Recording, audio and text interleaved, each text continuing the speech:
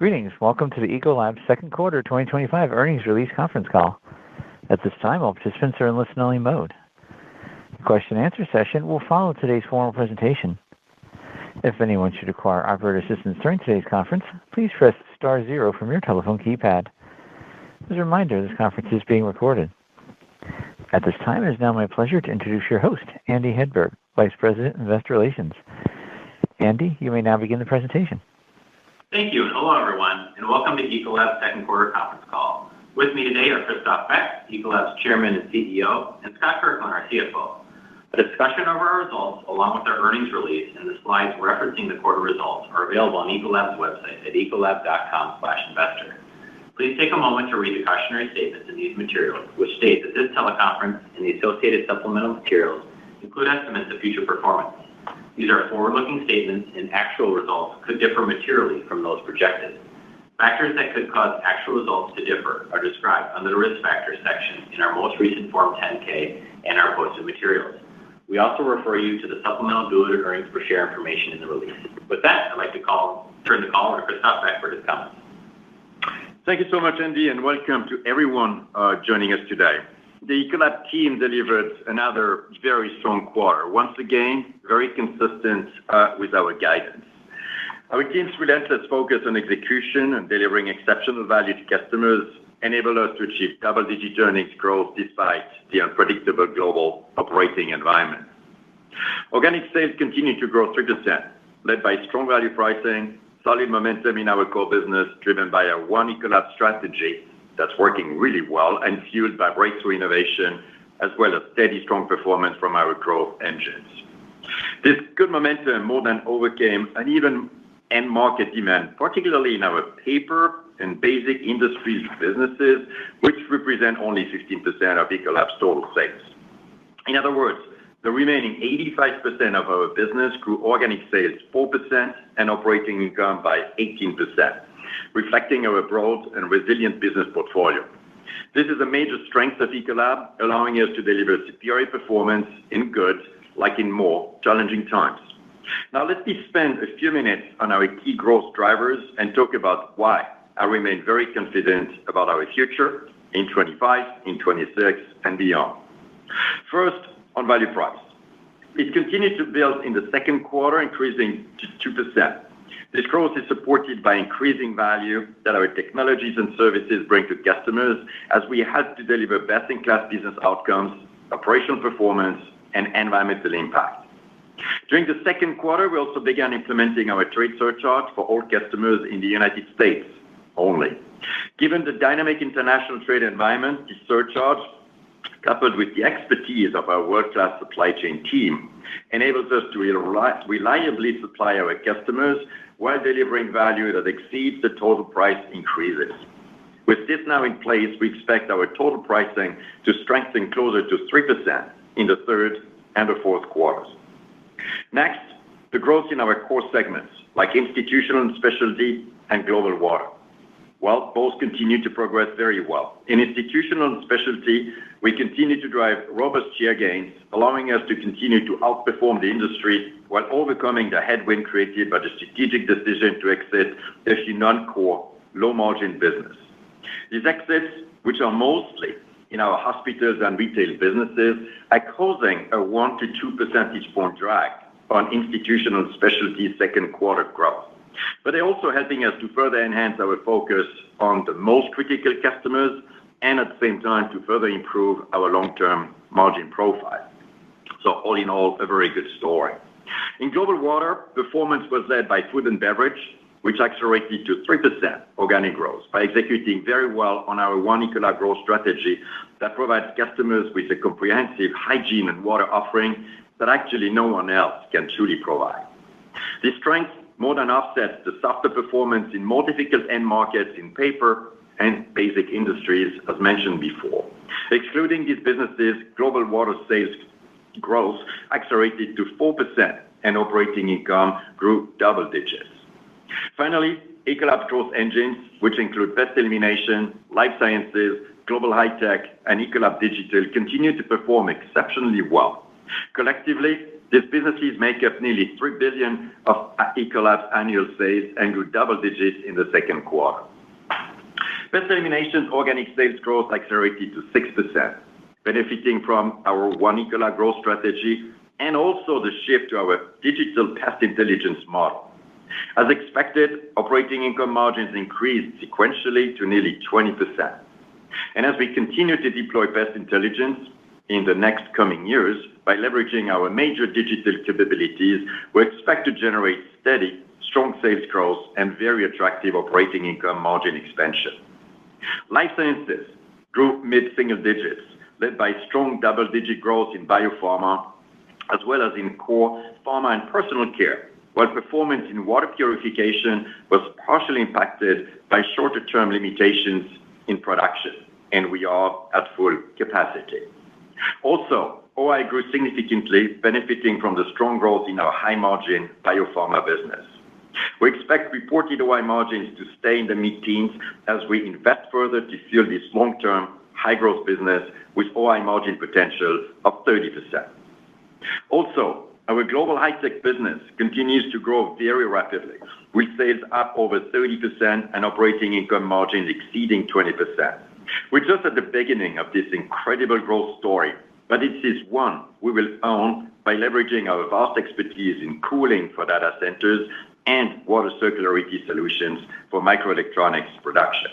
And finally, Ecolab Digital kept accelerating sales growth to nearly 30% in the second quarter, reaching an annualized run rate of $380 million, driven by rapid growth in subscription revenue and digital hardware.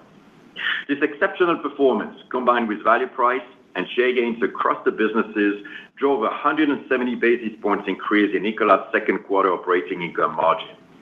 While commodity costs are anticipated to keep increasing by low to mid-single digits in the second half of the year and into 26, we expect our operating income margin to continue to expand at steady levels due to growth in high-margin businesses, value price, share gains, and productivity improvements.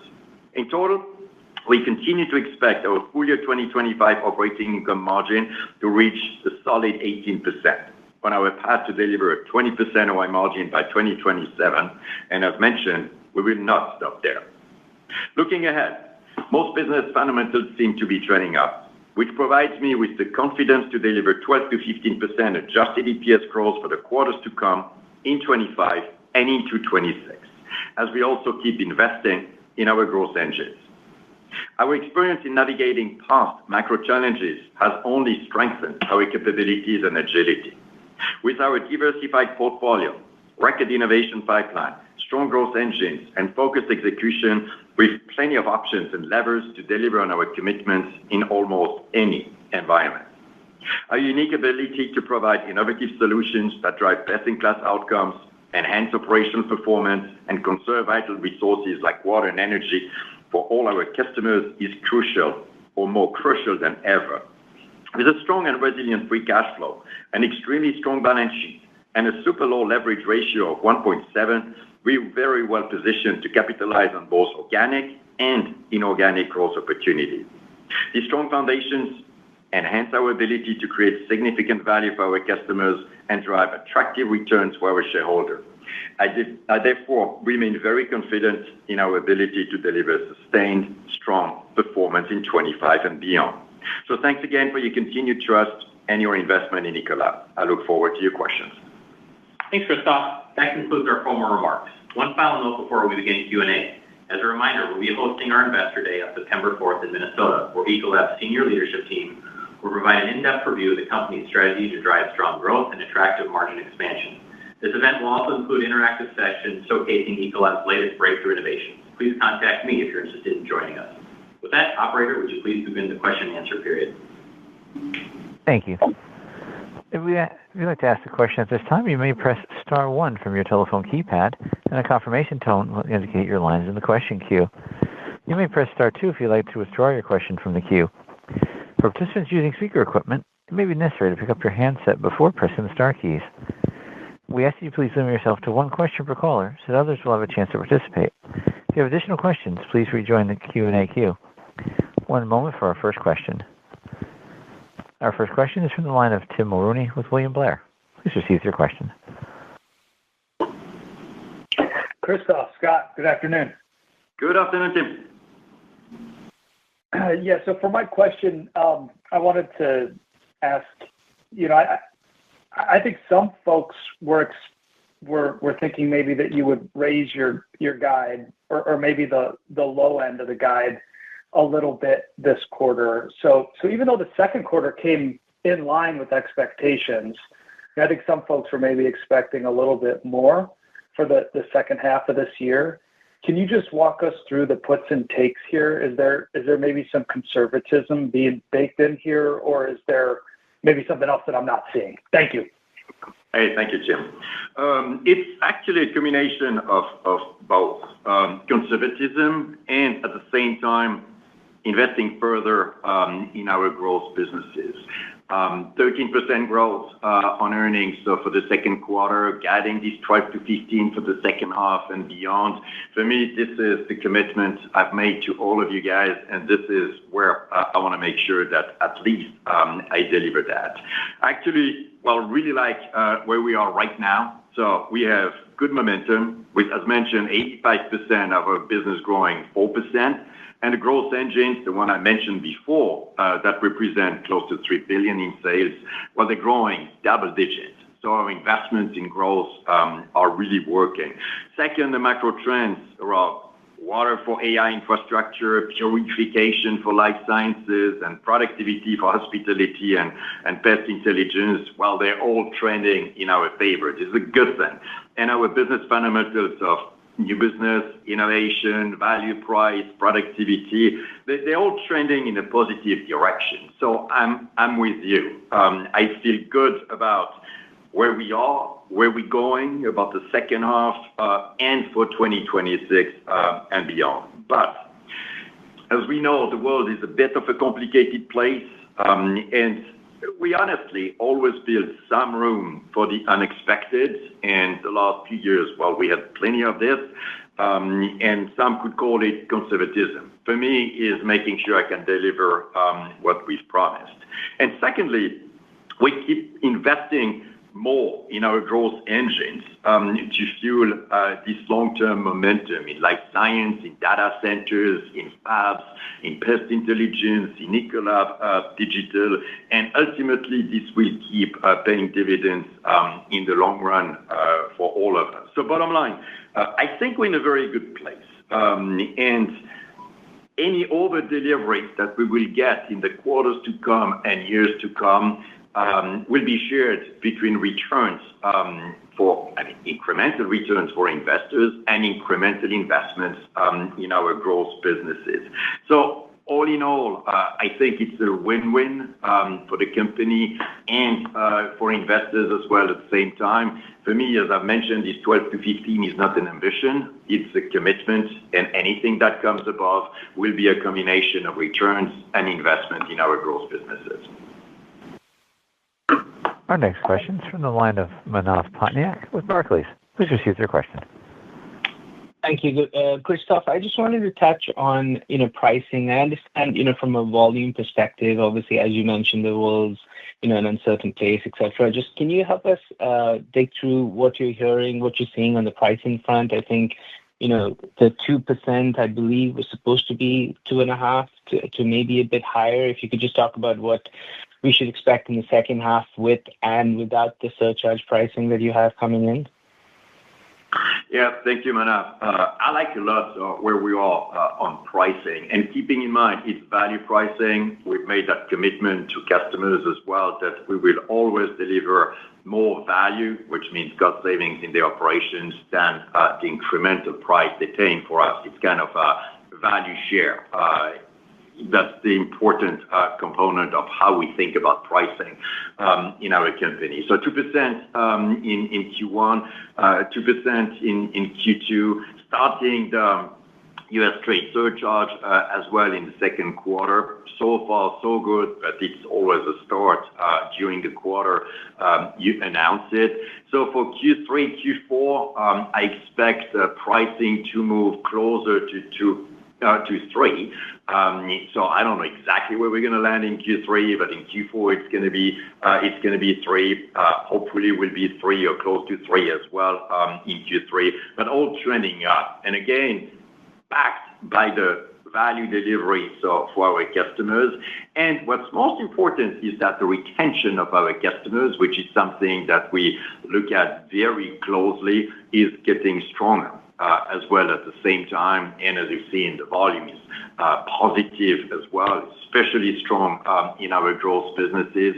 So all in all, it's working well, and I see value price as a good revenue stream at 100% margin for us, and in ways that are driving savings in our customers' operations as well at the same time. So it's working really well. Our next question comes from the line of Ashish Sabadra with RBC Capital Markets. Please proceed with your question. Thanks for taking my question. So just wanted to focus on the pest elimination business where we saw an improvement. Can you talk about some of the efforts around pest intelligence, how those rollouts are coming together, and how should we think about the puts and takes for growth going forward? Thanks. Thank you, Ashish. We love that business. Pest elimination is just an unbelievable story, which will shift towards pest intelligence over the next few years. It's not going to take forever, but we're going to move from pest elimination, the business that we have today, with our people going and visiting every location and looking at every device at our customers' locations, which are millions around the world, to pest intelligence, where most of it is going to be done 24/7 remotely with our team, ultimately, so going to the places where they can add value and not so chasing devices, means mouse traps that are empty. We are on an unbelievable journey with that. The huge advantage we have is that as Ecolab, we have massive capabilities in digital, in sensing technology, the Ecolab 3D clouds. We have all it takes to put that into practice in our pest elimination business. As I've shared with some of you as well, the last few months, we've concluded one of the major retailers here in the U.S., which was our pilot, making sure it was working from a technology perspective, from a model perspective. And interestingly enough, when we think about the pest-free ratio, the industry is at 92% today, which means 92% of the customer locations are pest-free.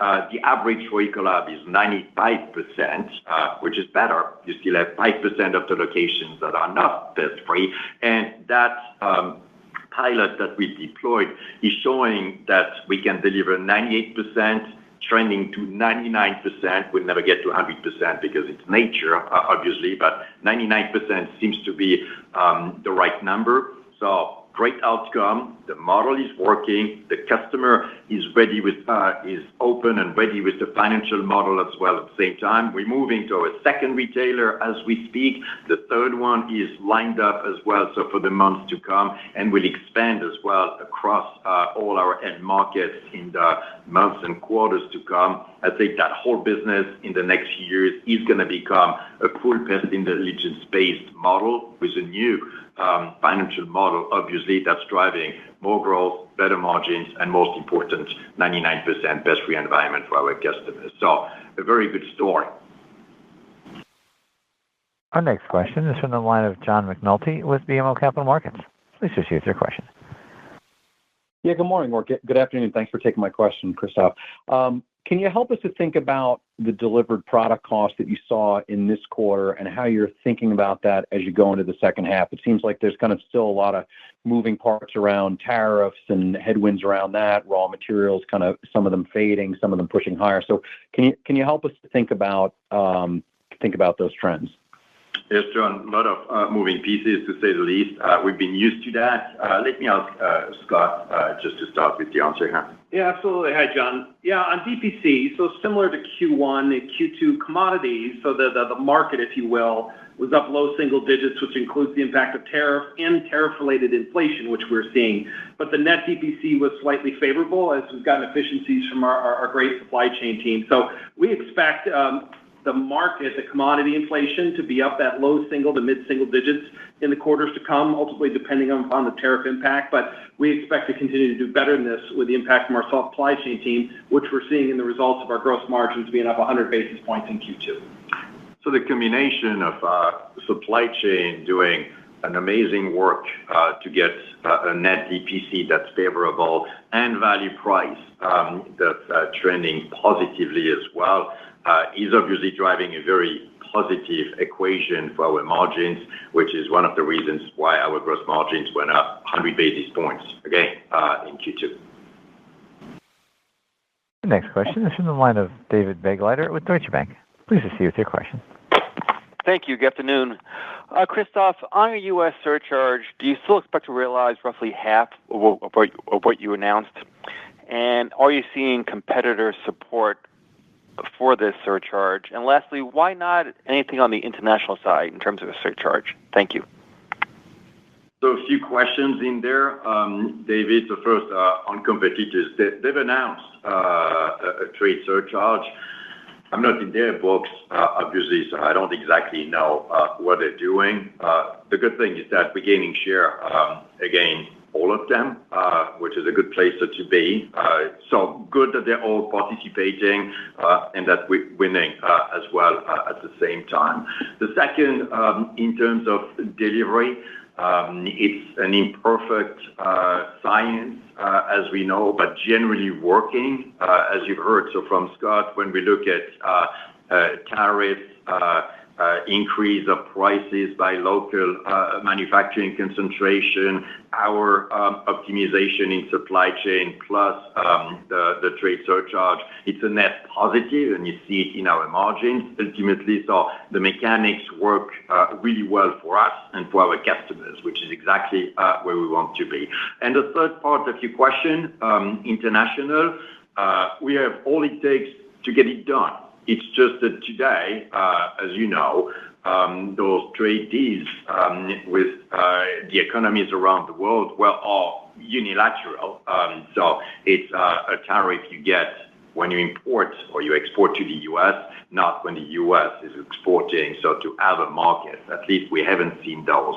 The moment we see those, if there's a reciprocal action, so from any market out there, we have the mechanics. We know how to make it work. We've used it with the energy surcharge in 2022.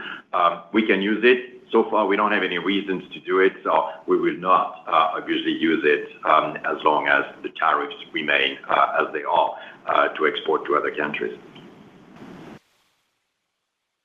Thank you. The next question is in the line of Chris Parkinson with Wolfe Research.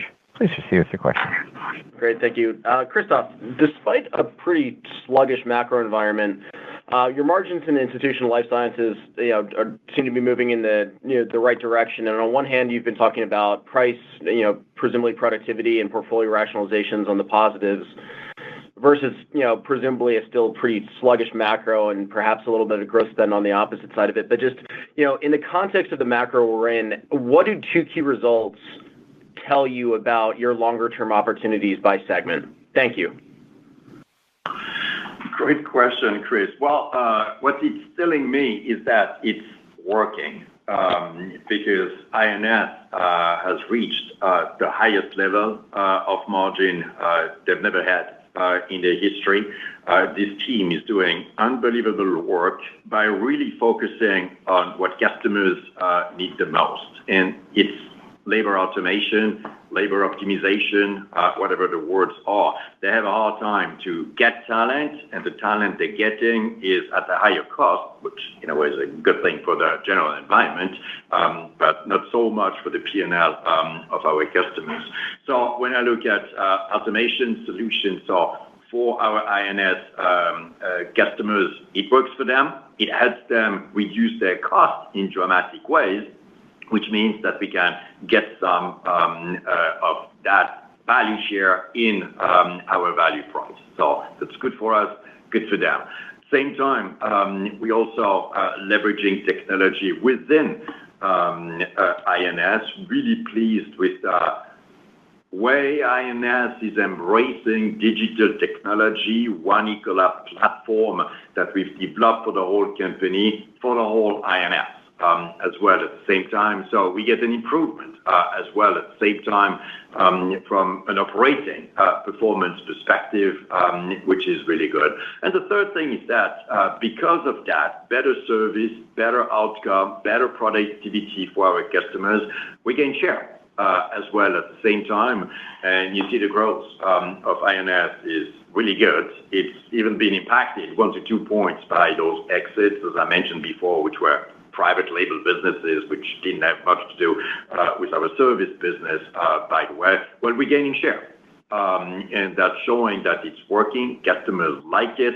So the combination of all three, gaining share, driving value for our customers, and driving operational performance within INS, will net to the highest margin in our history in INS, and it's going to continue on that good trajectory. So for the quarters and years to come. Our next question is from the line of Vincent Andrews with Morgan Stanley. Please proceed with your question. Thank you, and good afternoon, everyone. Wondering, Christophe, if you could speak a little bit to, I believe in your prepared remarks, and please correct me if I'm wrong, you mentioned that you were maxed out on capacity in certain parts of the water business. So I'm just wondering if you could expand on that a little bit. And likewise in pest, it sounds like these customer trials are going extremely well. So I'm wondering, sort of what the S-curve of the implementation of that new technology, your better mousetrap, so to speak, what the timing and pace of that's going to be, and if there are any potential capacity constraints there that you need to get in front of. Yeah, so two different businesses, obviously. So Pest Intelligence with the better mousetraps, which are truly better mousetraps. It feels easier to do than it truly is to get that working really, really well millions of times around the world where we operate with Pest Elimination and in the future, so Pest Intelligence. We wanted to make sure it was working. Before we go too far, getting ahead of our skis and not delivering the value to our customers would not be the right thing to do. Obviously, so having one of those great retail partners, which is a reference point in the U.S., was exactly what we wanted to do, and it worked. And now we're getting second, and as mentioned, so to the third one as well. I think it's going to take a few years. It's going to take less than 5 years, hopefully much less, but let's see, to shift the whole business towards Pest Intelligence. We have a great team with a great leadership and customers that really love what's being done. At the same time, we have digital capabilities that none of our competitors do have. So that should be all positive, obviously, so for us. In life science, you're right. So we got some capacity limitations in our water business. So within life science, water purification, it's a life science business, but not for the pharma business directly. Biopharma, as mentioned, is growing double-digit, very strong, very good. Really pleased to see that all the work that we've done over the past 2-3 years since we acquired Purolite ultimately is paying off and really looking some really good momentum and, most importantly, great acceptance by our customers. And in the second quarter, so we had maintenance that was planned in one of our plants in Europe that limited how much we could produce there, and that had a slight impact on our production over there. That plant, that's okay. We need to live with it. That's not much to do with demand, obviously. So kind of business as usual. The next question comes from the line of Patrick Cunningham with Citi. Please proceed with your question. Hi, good afternoon. Thanks for taking my question. Maybe just a related follow-up there on water. I think the operating income growth was rather modest relative to solid pricing growth and good underlying growth there. I think you cited supply chain costs and unfavorable mix, but I think our assumption was some of these faster-growing markets had better mix. So what was the source of that unfavorable mix? Scott, you want to answer that question? Yeah, happy to do it, Patrick. As Christophe noted in his opening, basic and paper have been a drag, and that water OI growth of 6% was all due to basic and paper. If you look at the water OI growth, excluding both basic and paper. The sales are up 4%, and the OI was up strong double digits. The next question is from the line of Shlomo Rosenbaum with Stifel. Please proceed with your question. Hi, thank you very much.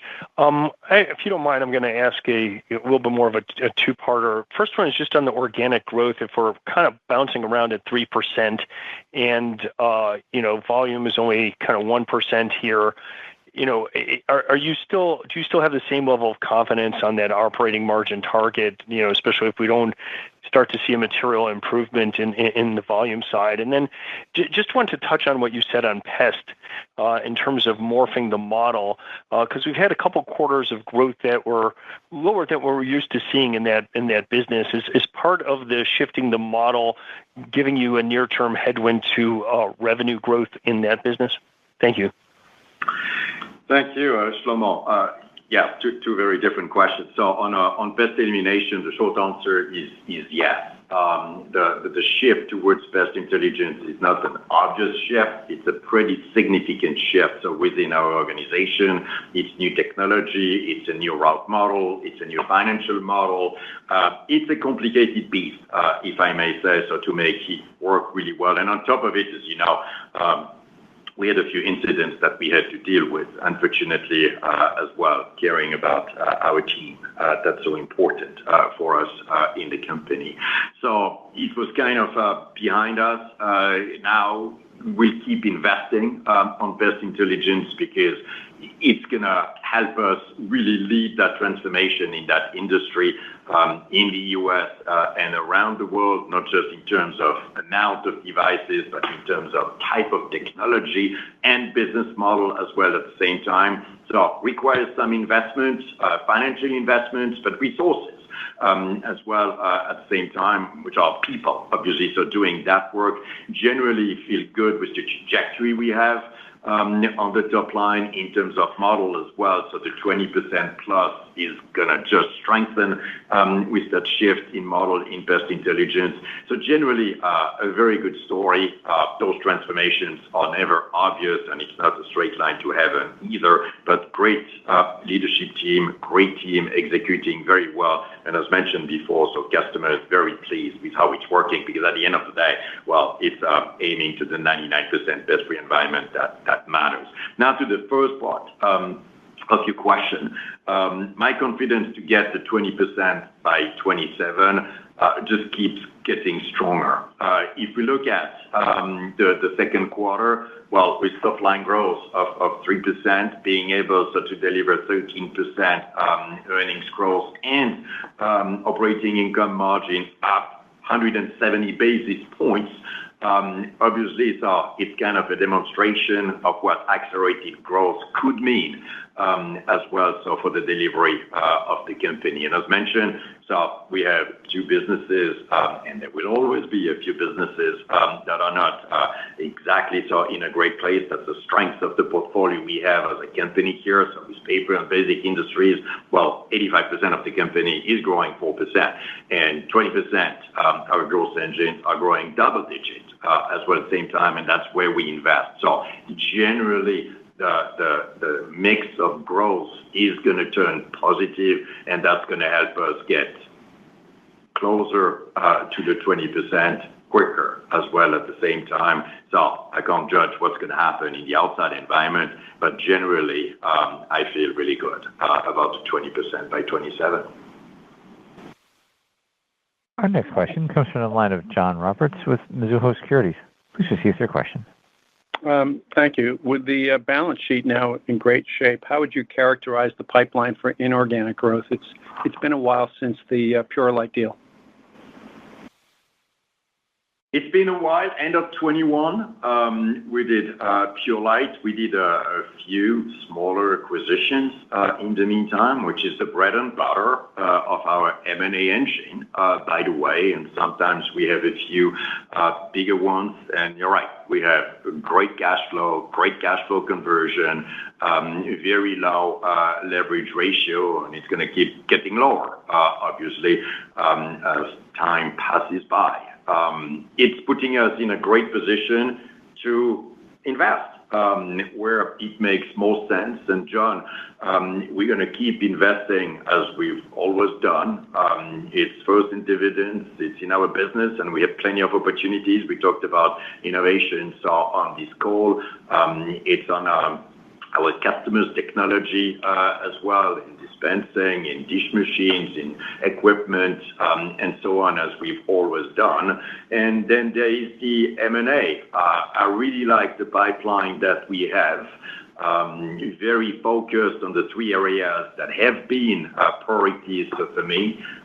Water, and especially on the high-tech side, data centers and microelectronics, so fabs, in other words, in life science and in digital technology. So really like the pipeline we have, the capabilities we have at the same time, but we will always remain disciplined as well in terms of how we deploy our capital.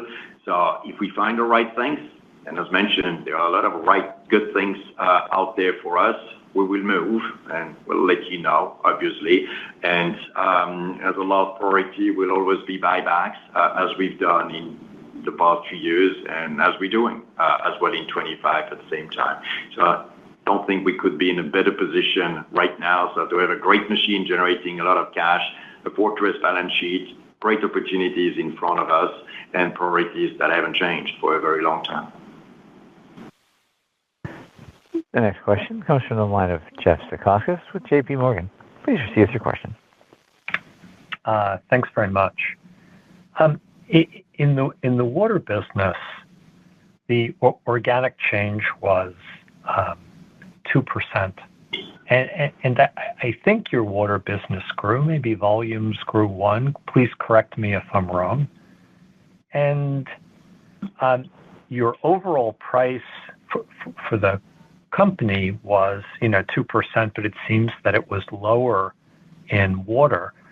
So is the challenge for the second half to get better pricing in the water division?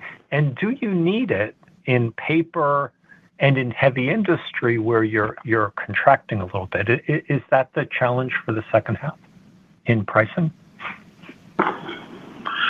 No, I don't think so. Our water business has always been pretty strong at driving value price backed by total value delivered.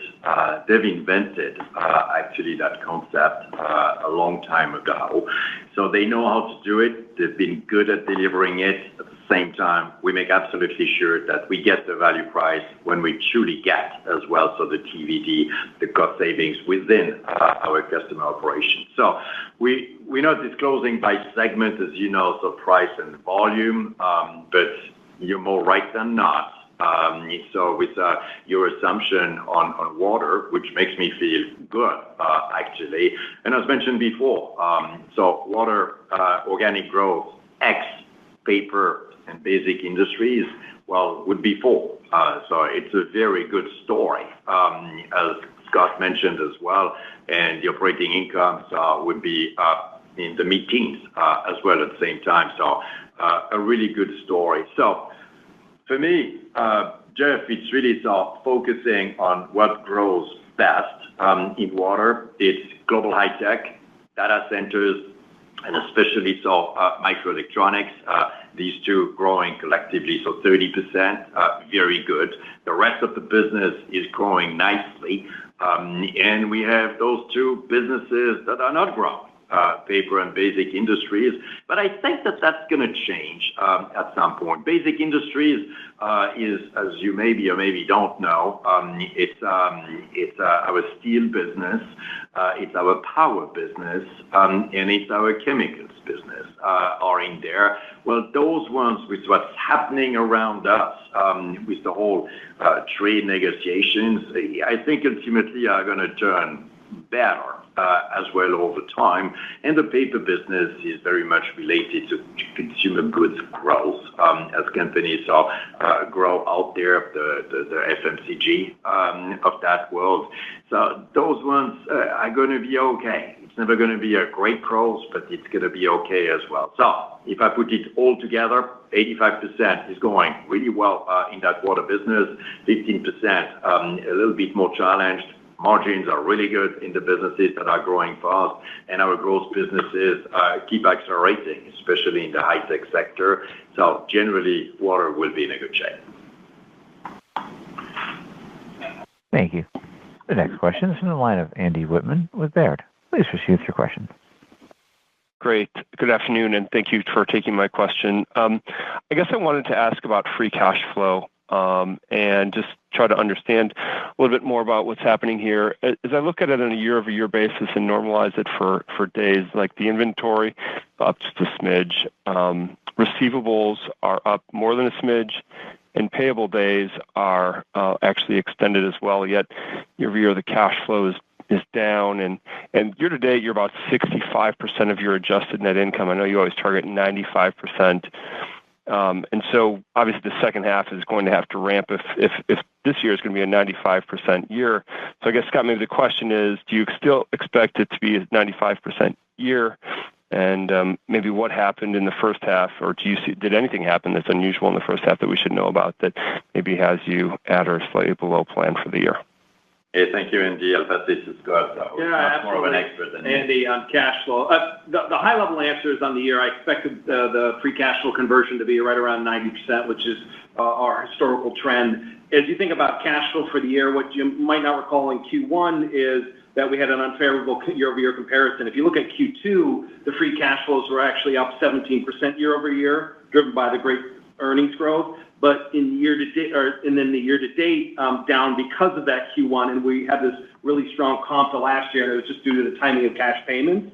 And then that 90%, as I said, we expect to deliver for the full year. It's driven by the strong earnings growth. But as you might also recall, I talked about CapEx will be a little bit higher this year, around 7%, which is why it's at 90, not maybe closer to 95%. But feel very good about the free cash flow trajectory. But because of the Q1, the year-to-date number looks a little bit funky.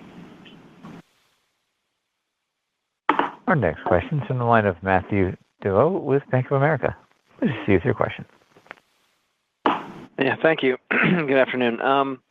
Margins in life science were pretty strong on the quarter. Can we just dive into that a little bit and maybe what's driving the expected quarter-over-quarter drop back towards the mid-teens from the nearly 20% on the quarter itself?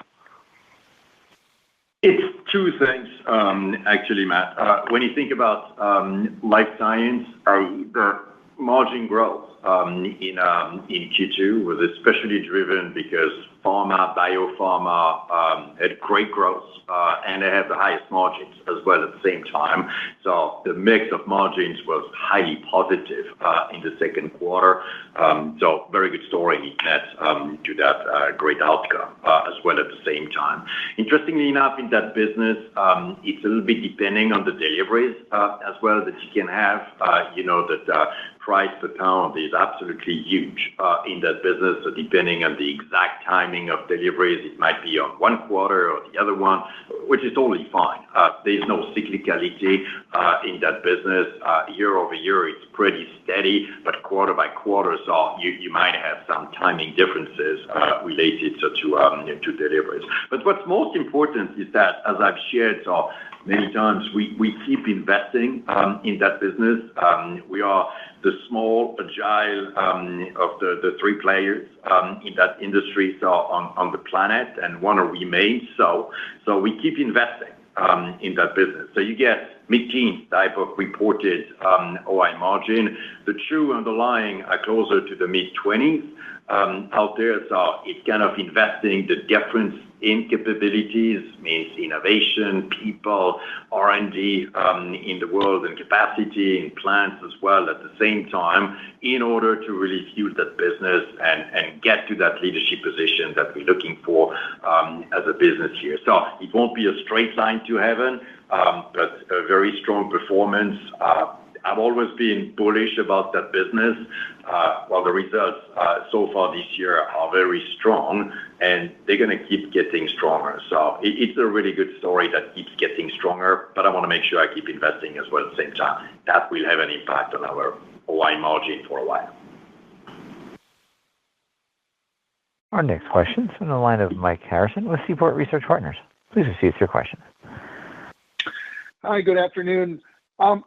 Just looking at the balance sheet, and the $1.9 billion in cash on the balance sheet is kind of an elevated number. I know that you have about $600 million worth of notes that are coming due, but any other explanation of why that cash balance is getting so high, and kind of should we expect that to remain high, adjusted for that $600 million of notes payable? Hey, good to hear you, Mike. I'll pass it to Scott, obviously. Yeah. Hey, Mike, first I'll just start by saying our priorities around capital allocation have not changed. As Christophe said before, it's dividends, invest in the business, and what's left over, we think about buybacks. As you said, balance sheet's in a great position. Net leverage is down to 1.7, and just for reference, our long-term target is around 2 times. So in a very good position, as you said, about $1.9 billion at the end of Q2. That included $500 million from a bond offering we did in June, and that was in advance of a euro maturity of about $525 million that we paid down in July. So there was a little bit of a timing from the bond offering on the maturity here, but still, even after that, cash remains high, but it's really the fact that we have this strong balance sheet, and we like the optionality it gives us to create value, particularly in this environment. Right? As Christophe said, we get to invest in the business, capabilities, capacity, firepower, innovation, but at the same time, we have a very good M&A pipeline that we'll be opportunistic about, but also very disciplined and in a great position to enhance value by investing in those growth engines that he talked about: water, GHT, life sciences, digital, but be disciplined about it to make sure we drive great returns. So we like the position we're in. The next question is from the line of Lawrence Alexander with Jefferies. Please receive your question. Hello. So one question about the gross investments that you're doing in the 3 growth areas, or the 3 priority areas. How do the IRRs and cash paybacks or payback periods compare with the more traditional investments that Ecolab would do in the institutional and in the Nalco business in the 90s, 2000s, 2010s? Can you just give a sense for if there's any material difference in the economics that you're seeing? So I don't have an exact answer to that. I don't think that Scott has one either, but it's 4 businesses first, and depending on how you count, it can be even 5, because it's life science, it's GHT, so global high tech with 2 parts, data centers and microelectronics. It's pest intelligence, and it's Ecolab Digital. All 4 or 5 are growing very fast. So close to $3 billion, growing double digit, which margins that are closer to a 30 than a 20. That's a very good story. So if margins are over average, and as you know, we invest as we go as a business model principle, basically, well, we should have a return that's higher than the average. That's my rocket scientist math. I'm not the finance guy, but that's the way I would look at it, and that's why I keep investing in those businesses where I know they will be booming. When we think about biopharma, well, this is the future of pharma. When I think about data centers, well, we're growing 30%. We have technology that no one else has in order to really help data centers shift the power that's being used for cooling, which is 40% of the power, by the way, towards compute. When we think about microelectronics, think about one of the big microelectronics manufacturers in Asia, in the world, today uses as much water as one of the largest food company in the world in 1 year. So you put those 2 numbers together and say, well, water solutions will be game-changing for that industry. Pest intelligence, we talked about it, and Ecolab Digital, that's doing unbelievable work under David Bingenheimer's leadership here. It's been a year, $380 million annualized business, growing 30% at very high margin. Those are all businesses that are going to be great down the road. For me, I know it's higher than average in terms of return, and it's definitely the right thing to do. Our next question is from the line of Josh Spector with UBS. Please receive their question. Yeah, hi, good morning. I was wondering if you could size how much you think you're reinvesting in the business today versus what you thought you would do in 2025 6 months ago? And if you could just help us understand kind of where that is going, I guess in the context that your SG&A is actually down year over year, where is that going, and kind of how do you think about the timeline of that payback, somewhat similar to Lawrence's question? Thanks. It's a difficult question to answer here, but you've heard from Scott in terms of CapEx. So it's been 1 percentage point plus that we've invested this year, and since it's working quite well, it's maybe something we might be continuing to do as well. In SG&A, it might be 0.5 point. It depends how you define that very clearly, but we want to make sure that it's focused on 3 things.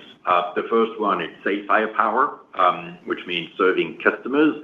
Second is digital technologies. And third is One Ecolab. This is where we invest, how we invest, and really making sure that we build those businesses as strong as we can.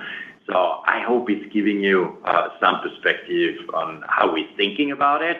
But at the same time, like the life science example before, I want to know what's the margin pre-investment and post-investment so that we know what's the long-term run rate. And life science, that's mid-teens reported, mid-20s underlying. And, well, as the business grows, that's going to go up as well at the same time. So very focused, very controlled, and we know where we're going. Our next question is in the line of Jason Haas with Wells Fargo. Please proceed with your question.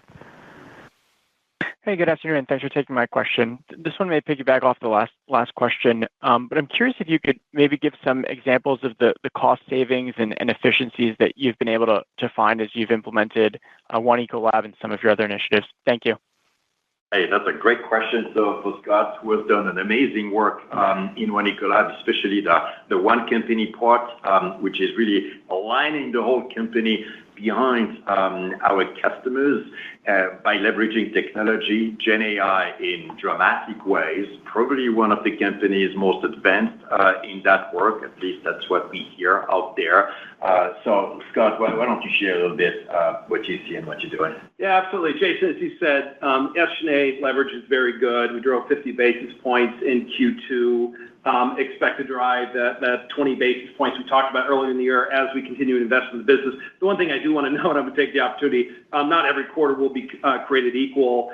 We expect Q3 SG&A to be up a couple points sequentially, Q2 to Q3, in part due to FX. As you look at FX, last year was a favorable item in Q3. It'll be unfavorable this year. But to get to the core of your question on the savings, what's driving that leverage? It's One Ecolab, which is allowing us to reinvest in the business.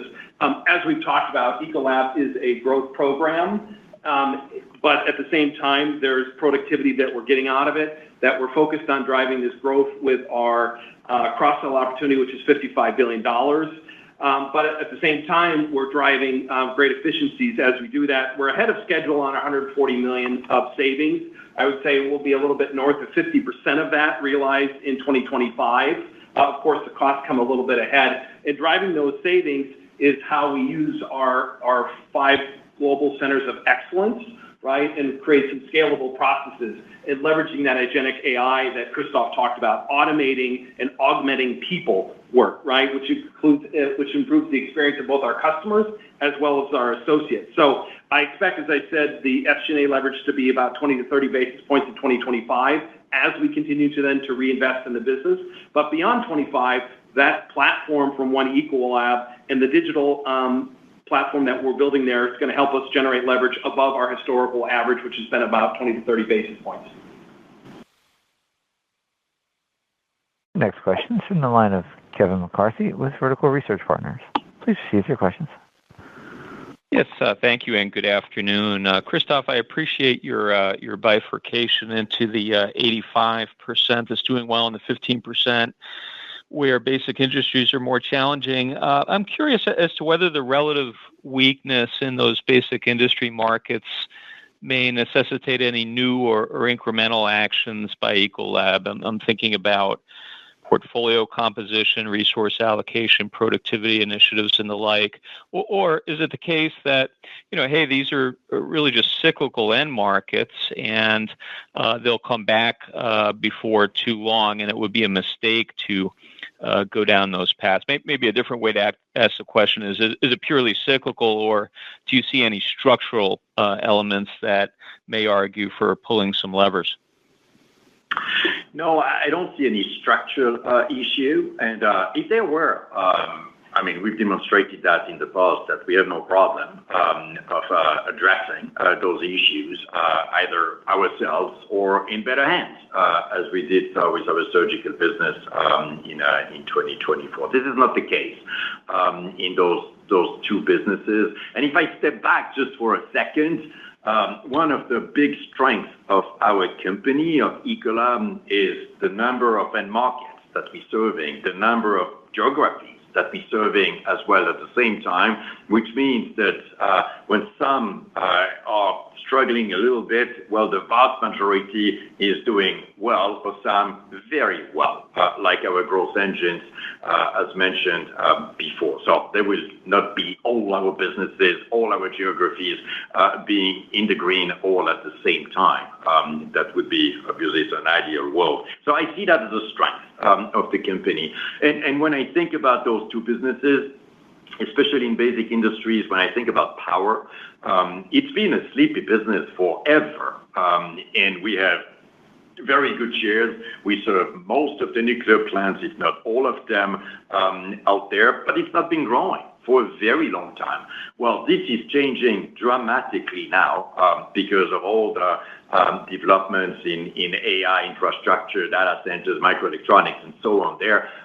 That requires so much more power. This takes time, obviously, to ramp up, but a business which I thought had limited future, I think has now a big future, and we have all the capabilities and even some of the capabilities that the industry themselves do not have anymore because, well, we were the ones and having it, and they just reduced their capabilities and leveraged what we had in the past, especially in the nuclear industry. Well, I think that that's going to be good for us in the future. When you think about our paper business, the shift that we've made, so from graphics paper, which we are much less, used to be half our business, it's less than 20% today. And if our company is of any indication, where we're trying to be a total paperless company, that everything is on digital, well, the business is going to disappear. And that's why we're shifting towards consumer products, tissues and towels and specialized packaging. I like the innovation that we're making here. We have a lot of science, a lot of R&D in that field. So we will get to the right place. So in short, those two businesses are not candidates for strategic options, to use the industry term out there. It's much more for us to bring them to the right place, and we know how to do that. So generally, I'm okay with those. Thank you. Our final question is from the line of Scott Schneeberger with Oppenheimer. Please proceed with your questions. Thanks very much. I have a question for both of you. Scott, first, just have you had time to consider the One Big Beautiful Bill Act, the impact most likely on free cash flow, how you're thinking about that, any comprehensive quantification? And then, Christophe, a lot of discussion, particularly about some of the basic industry paper, softer areas that seem, you mentioned earlier, impacted by tariffs. Could you just kind of address high level how you're thinking about the tariffs right now, how it could affect in the back half? I know it's very uncertain, so you can't really give one scenario, but what you're thinking about, what's on your mind as far as what you may be experiencing in the back half for the broader business. Thanks. Hey, thank you, Scott. I'll pass it first to the other Scott to talk about the BBB and then cover the other question. Thanks, Scott. So, hey, net overall, it's still early days, but our expectation is the Big Beautiful Bill is going to be a net positive for the company. As you think about it, encouraging investment in the U.S., which is our strongest market, growing really well with good margins. At least to the tax side of it, a bit early to quantify any impact, but I would just tell you where I'm sitting here today. I don't expect it to have a material impact on our tax rate, frankly. But again, net overall, expect it to be overall favorable to the business. On the tax side, if anything, there be some short-term cash tax timing, but not an overall effect on the rate. So for the second part of your question, Scott, the tariffs for the second half, well, they're going to be more impactful by design. It's just a question of time. But as mentioned before, I feel really good with our preparedness, the mechanics as well of it. I see four components of it. So on one hand, so you get the pure tariffs, how much you pay so when you import. But we don't import that much, since 92% of what we sell is produced locally, which has been our model for a very long time as a company, and we're driving that up. The second are the prices going up. So for local manufacturers, because everybody is onshoring, that's the whole idea, obviously, of the tariffs here. And then we mitigate that. So first by great supply chain work, and I'm really blessed with the team we have in supply chain. And we have the trade surcharge. And if I put all that together, it's a clear net positive in practice in Q2. And when I look at the outlook for the second half of the year, I feel really good about it. And that's one of the reasons why our pricing is going to go up. And second, as I've mentioned before, I feel really good about our delivery of our 13% or 12 to 15 for the next few quarters and for 2026, because, well, we're in a very fortunate place. Momentum is good. 85% of the business are at 4% and delivering double-digit operating income. It's a very good place. The macro is good for us in terms of water for AI infrastructure. Sorry, I'm going to get it right. Life science for biotech, productivity in hospitality, and in pest intelligence, and ultimately, so our fundamentals are really strong as a company. I'd like to end where I started as well, that whole conversation. Feel really good about where we're going, really good about the delivery for the next few quarters, getting to this 12 to 15, aiming at this midpoint, and anything that gets above it because of all the good things that are happening, well, will be shared between investors' returns and investment in future growth, and will be totally transparent as we move forward on that journey. But overall, in a very good place, and I feel good with where we're going for the second half of 2026. So thank you to all of you. And with that, Andy. Thank you. That wraps up our second quarter conference call. This conference call and the associated discussion slides will be available for replay on our website. Thanks for your time and your participation. I hope everyone has a great rest of the day. Ladies and gentlemen, thank you for your participation. This concludes today's conference. You may now disconnect your lines.